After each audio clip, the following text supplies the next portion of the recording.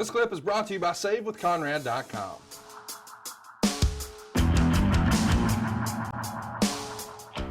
Let's talk about another weird thing about business. Meltzer would say the record low ratings for Raw and SmackDown in the United States have become a weekly story, but maybe uncharacteristically from things we grew up on in the wrestling business, especially in the Jim Crockett Promotions era.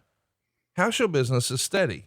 Now, that's not to say that business there is a booming, but it reached a level and it's maintaining no matter if the ratings are high or low. I hate to make such a weird analogy here, Arn, but do you think on some level the live event, it's clearly no longer priority. It's TV. Do you think house shows by 2015 almost became like the circus, where it was, hey, the circus is in town, and you didn't have to necessarily have a circus television program to want to go see the circus. You just assume that there's going to be a whole bunch of moms and dads who are going to take their kids to see the elephants and the clowns and the trapeze artists. Well, there's probably going to be a whole bunch of parents who are going to take their kids to see John Cena. Do you think that's sort of what house shows evolved into? Less about, oh man, I'm watching the TV, but I got to get down to the arena to see the payoff, and more about, well, it's just a fun family outing. Yeah. And, the fact is, at that time we were going to so many different cities. You might make 1 or 2 times a year, even the biggest markets. And, if you're going to be invested as a fan, that TV is totally different from house show. It's a different viewing experience. Number one, you can actually be up close and see them in person. And, everything looks different live than it does on television.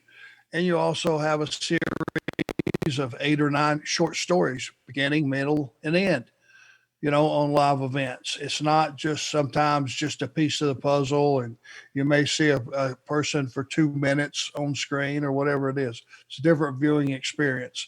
So, if you're going to go out and you're going to, take your family out to a Japanese steakhouse, and you got a couple of kids and a wife and yourself, and you like to have a couple of sakis, you're going to drop $300. Same thing on one of the live event. That's the way I've always looked at it. And those that want something different and want to have a nice night out, they can take them to a live event.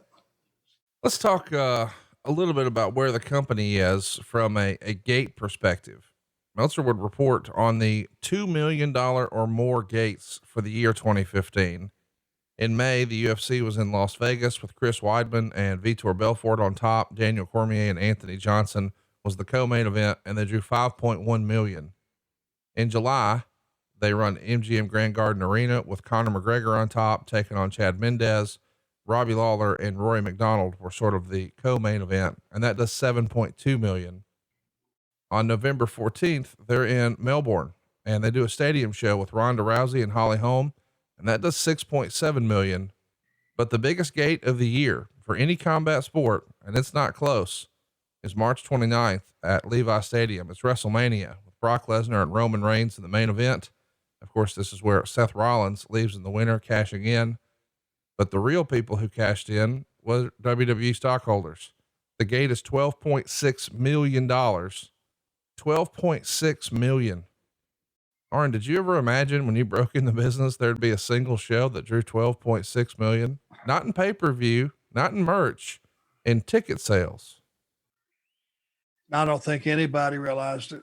It's, pays a lot of bills, that's for sure. But you got to remember, Conrad, you and I have talked in previous shows about running too many pay-per-views, run a lot less pay-per-views, build them for a longer time, make them more valuable, make them more important.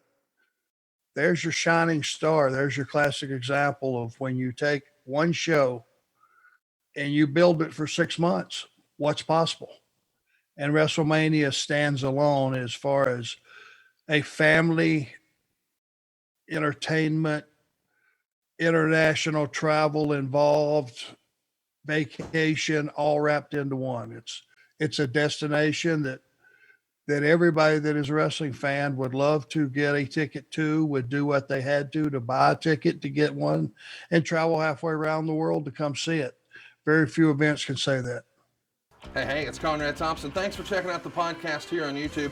Be sure to hit the subscribe button and the notifications bell so you get a notice anytime we upload some new content.